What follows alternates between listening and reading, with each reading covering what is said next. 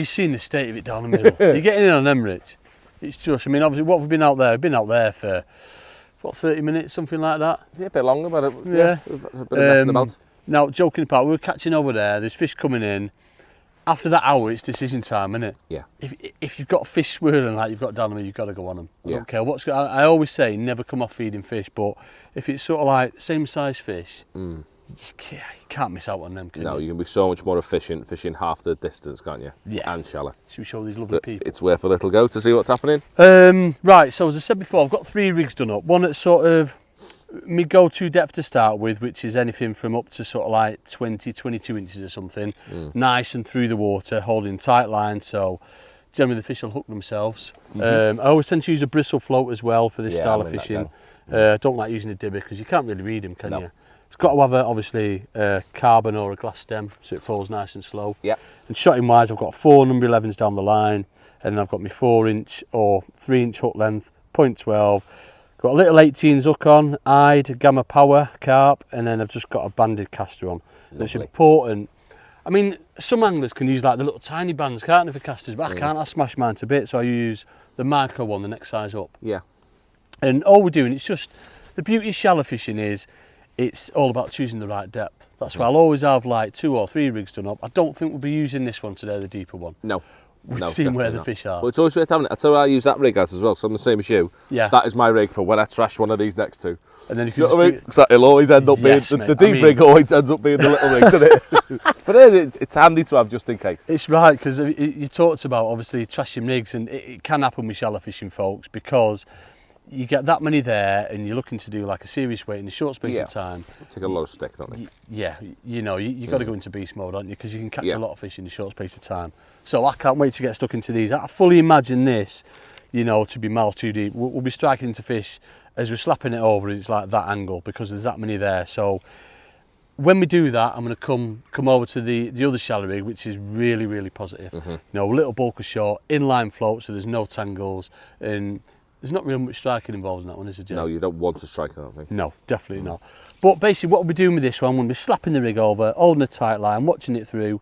Once it's at the bottom of that fall, so 10, 12 seconds or something like that, I'm going to slap it over again. Yeah. But it's all important. So I was feeding probably 20 to 30 casters before. Now I'm going to reduce my feed now to bring them up even more and get them competing like they are. So I want to reduce it to sort of 12 or 15. So first thing I want to do is I've just fed them casters. I'm going to slap over and hold that tight line. We had a little dink there on the drop as that floats on that funny angle. There you go, so that was on the drop. You saw I hooked that fish and it was a good sort of 6-8 inches out of the water. First thing I want to do, as soon as I hook that fish, is feed. Now, depending on what kind of fish I'm catching, will depend whether I unship the pole or not, Jay. If I'm catching these eyed or skimmers or anything like that, I won't unship. No, you don't because need them, you know, they're proper weight builders, them. You can do a big weight of them in a short space of time. And this is the beauty of that banded caster. It stayed on. Put that bait in and we're straight back in business again. I don't want to be unshipping because that over the course of, what, sort of 5 hours or something like that, might mean an extra few fish. So that's why I don't want to be constantly unshipping and shipping. Yeah, you're only unshipping when you've got a fish that pulls a bit harder and you've got to get a bit of lacky out. Definitely. So you can see all these fish are coming at sort of like, well, less than half depth. Yeah, really, really shallow, aren't they? Floats on that angle, and that's important because it's showing me where the fish are. So what I'm going to do after this one, feed a bit again, is I'm going to bring that float down. So it's fish like this that I rely on heavily, as you know, Jay, my matches. You know, I'd like, what's that? He's a good 12 ounce him, isn't he? Yeah, easy. That kind of stamp, I rely on them a lot. Yeah, well, you just rattled, what we just had, 2 or 3 of them in very less short than space 5 of time. minutes. Yeah, definitely. And that's how quick you can catch him. So I brought that float down. Now, the thing to watch for with shallow fishing, I don't know what you're like, Jay, but it's if you're missing bites, generally it's because you're too deep. Yep. So the first thing I do is I'll shorten my float down to come shallow, which is what I've done. We're probably at now sort of 13, 14 inches. Yeah, just to have a little look. Definitely, and see what's happening. Now the next thing will be, if you're missing bites, is if this bit's too long between your pole tip and your float. Yeah. Obviously, fishery rules will dictate how short you can come, because most fisheries will state, oh, look at that one there, Jay. Most fisheries will state that you can only go sort of 6 inches. But where you're allowed to go shorter, and that's when we'll come onto that rig in a bit. Definitely. I think you want to be minimum for whatever rules allow. Yeah, so definitely. Up to 3 or 4 inch if there's no rules. Yeah, absolutely. Now, I'm fully expecting to miss loads of bites on this. Oh, apart from that one. I think there's a few there, Jay. Yeah, usually, you know, you do miss bites if you've got a longer lash between your pole tip and your float. But when they're having it, they just that's a little bit more F1s than I'd. They're both. I don't know, I think I can be little buggers at times, mate, to be fair. Yeah, in fact, yeah. It's like winter when you're roach fishing as well, that can be a nightmare, you know what I mean? But yeah, you're right, I'd pretty much more than anything, definitely. So that's what, 3 fish on the same bait. Yeah. So you can see how nice and quick it is. And again, I've got a nice soft elastic on. It's that Map Twin Core 528s. So fed first and then putting a rig into it. So that bait's falling as I'm laying my rig in. So you see, I missed that bite then. So I'm going to feed this time, put the rig into the feed. Now, you'll notice as well, I don't want to, as there is, ooh, that might be foul up, that one. I don't want to, as I said before, feed sort of like out there, past where I'm fishing. Because all I'm going to do is push my fish too far out. I want to feed on my float or this side of it. But I don't know about you, Jay, but what I always tend to do, certainly when I'm shallow fishing, is I'll always have a section of pole behind me. Just in case I want to push it past. Yeah, definitely. Or yeah, sometimes. I see the odd cruiser. Yeah. Mate, we've got to go for one, haven't we? For yeah, if you get an opportunity of mugging a carp, you can never not have a go. No, even if it just smash you to bits and take you a few reeds, but you've got to have a go. You just don't know, do you? Now, I'll be quite happy in matches. Obviously, we're not really missing many bites, and you'll always miss bites shallow, wouldn't you? Yeah. But as soon as me hit rate, if you like, goes to sort of like 1 in 6, 1 in 7. Yeah. I mean, bearing in mind the quick fish, then that's when I'll change. Yeah, I do that. I have a 3 or 4 bite rule. If I miss 3 or 4 bites in a row, I'm too deep. What are you on about missing bites? You don't miss bites. You know what I mean? With this, it happens, doesn't it? Yeah, definitely. That's the time to change. Or no bites, you whack a deep one. Yeah, I didn't even touch on that. Basically, obviously, we've gone straight in there and we're getting bites. If we weren't getting bites, then yeah, you just go deeper. Yeah, 6 inches at a time till we find the location. And it can be like literally that close, can't it, sometimes? Like literally 2 or 3 inches can make all the difference. Yeah. Between getting a bite and not getting a bite. You wouldn't think it would. But right, so we've gone, what, three there without hitting one. So it might be tight. Oh, no, we've hit them. No, we'll still be all right with this one, Jay, for now. The other thing as well, it's important to mention is your shotting. The way I've got the shotting on this is I've got it spread out. So I'm creating that nice tight line as it's falling through. Yeah. Now what'll happen when you're obviously netting fish and them shots are coming over the rim of your net, that's a nice hide, that one, Jay. Yeah, it's a big one. They haven't half grown these, haven't they? These are lovely fish now. You know what I mean? You can't miss out on them, can you? That's getting on for £1, that one, isn't it? Yeah. Oh, and he's burst my caster. Biggest one, so we had, what did we have, 5 or 6 on that same one? Now it's things like this, which is what'll happen. I'm not going to feed. Look at them waddling through again.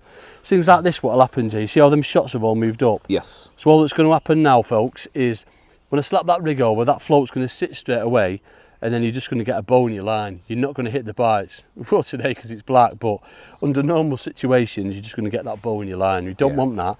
So make sure these shots are always spaced nice and even. As long as you're using a good quality lead shot, you'll not have a problem, will you? Yeah. So I used to get that wrong a lot with my shallow fishing, in that I thought the fall of the bait was more important, having it really natural with minimal shot.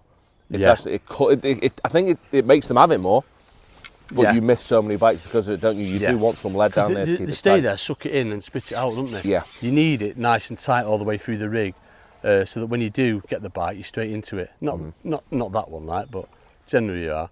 But it just shows how fast the fish are. There's so many there now. It's ridiculous, and they're coming right. That said, though, it's even changed now. You went straight in, and it was really easy. Yeah. Because they were so confident because you hadn't hooked any of them yet. Yeah. You've caught however many, half a dozen. Yeah. They're changing already. They're already getting a little bit cleverer, a little bit spooky, aren't they? Definitely. So we went 4 then, and then we hit 1. That's another one there. So I mean, they're even shallow. I'm looking when I'm getting the bites on my float, and they're all coming as my float's still like that. So I mean, we can see they're right under the surface. They're like 6 inches. So again, I'm going to shorten that float up again. I reckon we could get them even shallower. The shallower you can get them, I don't know, Jay, how do you think? Do you reckon it's better? I mean, I think sometimes they can get too spooky. Yeah, I don't want them right up. I like it sort of 8 inches is about the most I want them up. Yeah, I mean, definitely. You can keep in control of them there, can't you? Definitely, mate, definitely. I thought a little thing that, so I'm dead good mate to stay open shore. Oh, mate. And he's really good at this short shallow. And a little like tip he's given me is feed him with a catapult. Right. Yeah, even though it's really easy to... I see a lot of anglers do that. Yeah, it's for both for grouping, like today it's not a problem grouping, is it? 'Cause it's No. flat calm, lovely. But when it's windy or if you had it in your face or It something helps like you that. grouping. Yeah. But I think it also, he believes it works well because it slows you down a little bit. So you're not constantly, I'm like you, I'm a bit giddy at this, I'm Yeah. always chucking bait. I think sometimes we can do it a bit too much and it brings them a bit too high. So catting just keeps them in the depths that you want them. Not right, get you. I mean, this is partridge lakes where they're clever, they're really, really clever. Yeah. The cleverest F1s in the world, aren't They're they? just like So proper. the little things there make a difference, doesn't it? It Yeah. just seems to whether it's a big thing. I need to do it a bit more. I've not proper played with it yet. But say catting, even at this short distance, 'cause it feels dead weird, doesn't it? I don't like it. No, and you see a lot of the top anglers, top Yeah. shallow anglers doing it. Like It is. Mitch, Bennett's obsessed with it, isn't he? Yeah, Andy Bennett, Mitch Rawlins. He's like Really, Mitch feed with the catting as well. he does it for a catapult as well, Yeah. and he's proper at that shallow game. Yeah. Right, it's time, mate. It's time. Now we've probably got it's set a little bit deeper to where the fish are because I've got so giddy. Yeah. But under match conditions, this would be about right depth here, wouldn't it? Sort of like 14 inches, something like that. Yes. That's yeah, where that'd we'd be want it. beautiful. Yeah.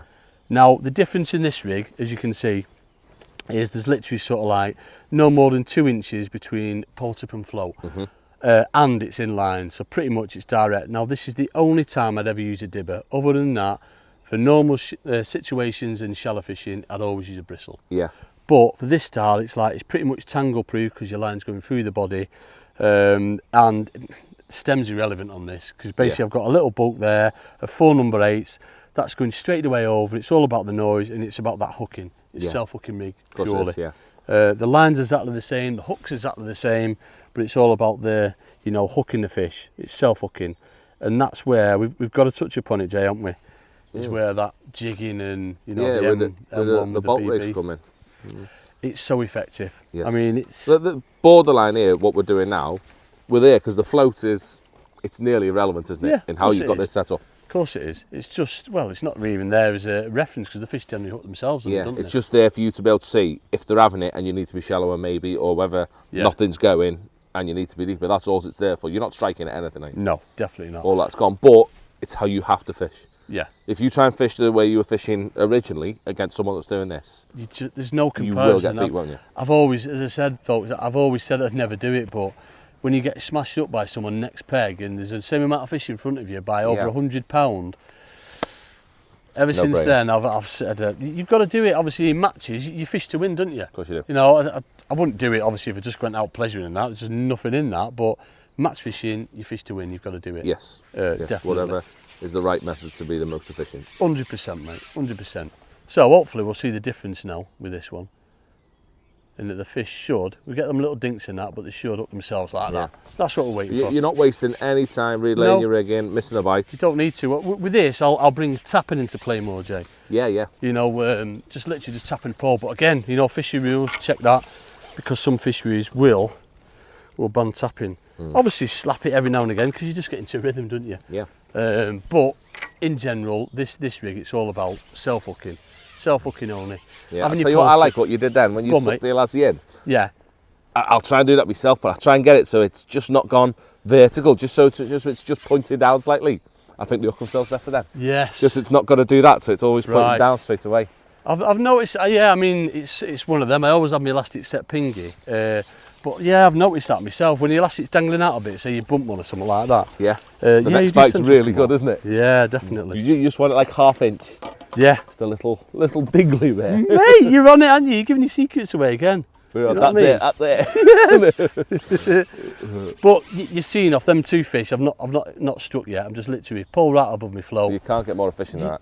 Ow. You're catching 3 times what you were catching Yeah. doing the other 8. You're 3 times quicker. It's just so quick, so efficient, and if you're allowed to do it, obviously a lot of venues you can do it now, you know what I mean, but as I said, check the rules. If you can't go too short, I mean, there's some venues where you've got to use 6 inches, isn't there, or even longer. Yeah. And that's where back shots can come into play. Well, that's where what you just showed it the first time. Yeah, That's where you need to be able to fish shallow properly, sort of, Yeah. so to speak, or where a jigger comes in. jigger. Yeah, it's one of that. I just love this style of fishing. It's all about, isn't it? Almost makes you want to go, doesn't it, Jay? Yeah. You see what I love my shallow fishing, can't you? Might not be catching great big wobbly carps, but it's these fish that are ultimately going to do your weights up, aren't they? Yeah. For everything you could have done today, Yeah. is the most efficient method of putting weight in your net. Definitely, mate. 100%. There's nothing else today here that could compete with this. No.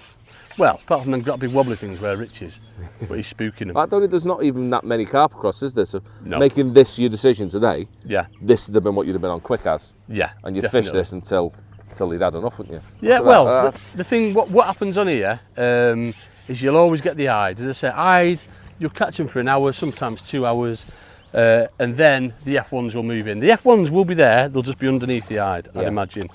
Now, it's pointless going for them, in my opinion, because you don't want to miss out on these. You're catching these a lot quicker. Yeah. Now, obviously, the F1s might be bigger, but the trouble with like going a little bit deeper for the F1s, You've got to get through the hide you've got to get first, through the hide. I think going back to that, the window that I'd feed for as well, you don't want to miss out on that.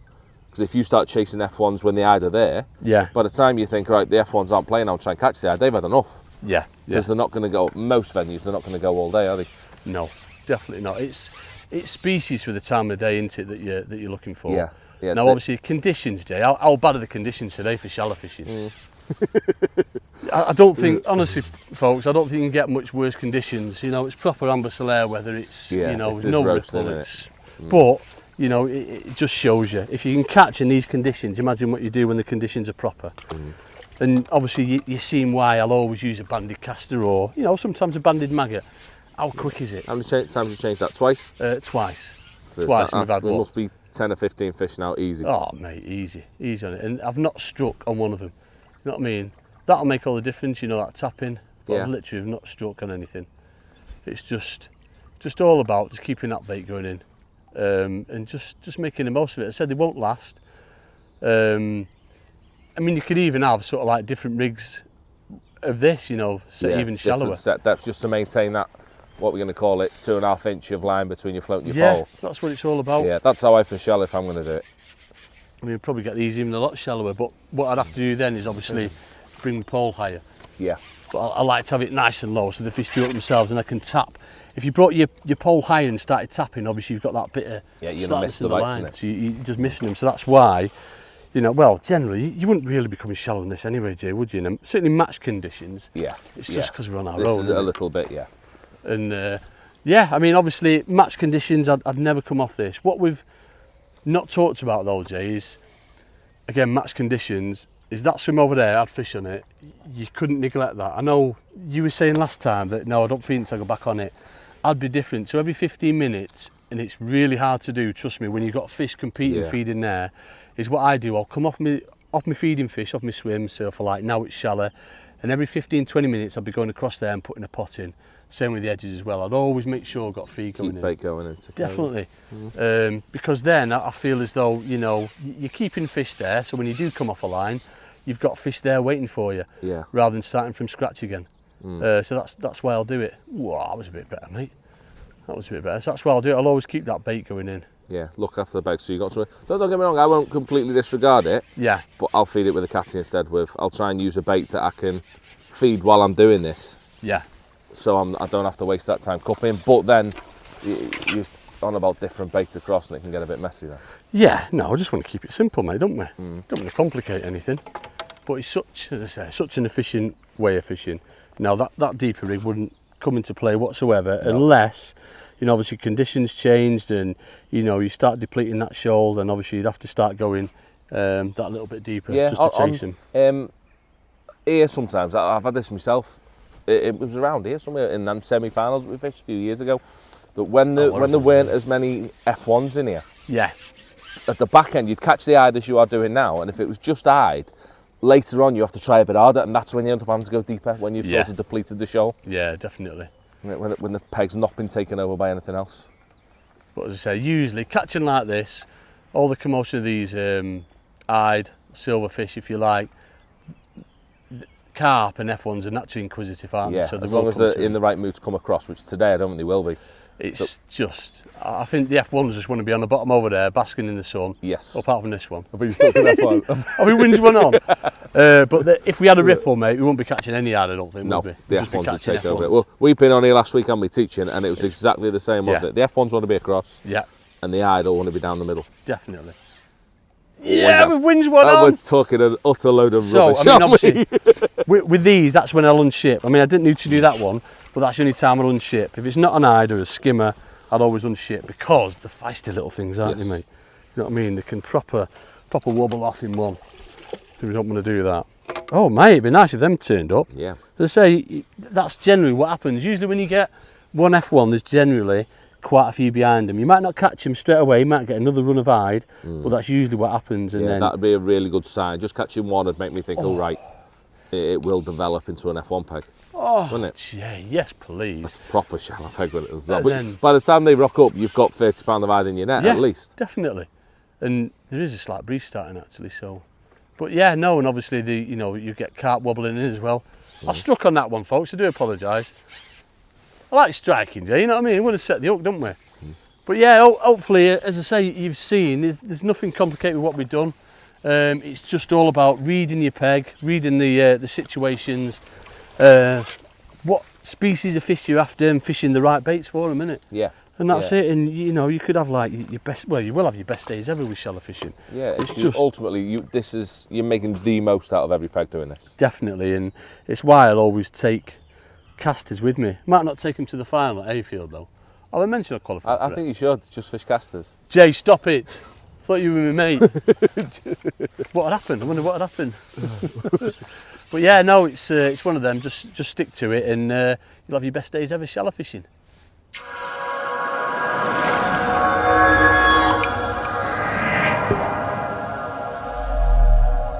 Okay then, so as I've touched on before, rig wise with shallow fishing, I've got 3 different ones I've got set up.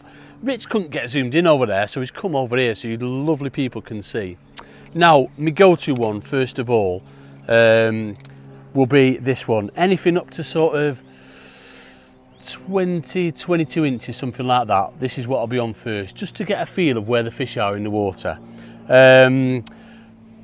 Main line is 0.16 map power optics, and we've got a 4-inch 0.12 map optics hook length. That's an 18s Gamma Park hook, Gamma Power hook, and you can see on there, Rich skillfully zoomed in, we've just got a bigger band than the norm. Can you get in on that, Rich? You get in on it. Now normally, with the bands and that, you want to be using sort of like one of the little micro bands, but for this style of fishing, for putting the casters on, you've got to use one of the mini bands. If you're using the micro ones, they're too small and they'll crush your caster. They're all right for maggot light, but not for casters. So coming up the line, and the reason it's so important, as I touched on before when we're fishing, is these number 11 shots are spaced nice and evenly up the line. Now the reason for that is when we're slapping the rig over and we're holding a tight line, we can actually tell where the fish are through the water. So basically, if you're getting bites like we were doing before, when your float's at that angle, you know that you need to come shallower because the fish are obviously shallower. If you're getting bites as the float's settled, then you know that you're at the right depth. But there was so many fish there, and obviously there was shallow, and that told us straight away. So the first thing I'd do in that instance, as you saw, I'd bring the float down, but make sure you bring the shots down in turn as well. So you're always creating that nice tight line as it falls through the water. Elastic wise, on all my shallow rigs, I've got map twin core 5 to 8. And as I was saying before, the thing you've got to watch for is the distance between your pole tip and your float. If you're allowed to go shorter, do it. Literally bring that float right up to your connector so that when you get that bite, you're straight into it. The fish feels resistance and hooks itself. So that's my main go-to one. But as you saw what happened then, when there was that many fish there, this is the one that'll do all the damage if you can use it. So difference being is, it's an inline dibber style float. This is the only time I'd ever use a dibber float for shallow fishing. So the line's going through the body, it's pretty much tangle proof. It's 0.16 main line again, and you can see coming down the rig, we've got that bulker shot there. We've got 4 number 8 shot. So that's important because that's what the fish are hooking themselves on. It's not like that other one where you're fishing through the water, getting a gauge of where the fish are. This is an out and out bagging rig. So when you've got the fish at the depth where you want them, go in with this one and you saw the difference. The fish are all hooking themselves. We've got the exactly same hook on and band, same hook length. I mean, I might change around with the hook lengths. Sometimes go to a 2, 3 inch, 2 inch if they're really shallow. I mean, they were coming really shallow today, but we're getting plenty at this depth, which is roughly about sort of 12 to 14 inches, something like that. But it's this bit that really makes a difference. It's the short bit of line between your pole tip and your float. So basically you saw there is no striking whatsoever. It's just the odd tap if you're allowed to do it every now and again, and the fish just hook themselves against them shots there. Now the only other thing which I've got to talk you through, we talked about it before, didn't we, Rich? We've got to talk you through, if you're allowed to do it, and let me find one, is using one of these BBs. Now basically what I do with that, and it does make a difference if you're allowed to do it. I mean, you saw we didn't really need to do it today because the fish were hooking themselves, but on venues, Jay touched upon it, where, you know, the F1s, they've seen it all before, sort of 2, 3, 4 pound F1s, and even with the like of this rig, you can miss them at that depth. Then by putting that larger shot on there, or even just sort of like putting another 5 or 6 number 8s on, that can make all the difference. But again, there's not many venues that allow you to do this because you're overshotting basically. But if you are allowed to do it, you don't even need a float on or out, just have a bit of line and a BB shot. But as I say, it can make all the difference, so just bear that in mind. And the last rig that we've not even fished today, because with the conditions and how many fish we had there, it didn't even warrant fishing it, would be my sort of, you know, through the water rig. This is more so for, you know, real bright conditions and when it's flat calm, there's no ripple whatsoever, or if it's gone a little bit colder and the water is a bit clear, anything like that, that's when you come onto this rig. This is what I tend to use more really early spring or late autumn, even through the winter, you know, for sort of hide and roach.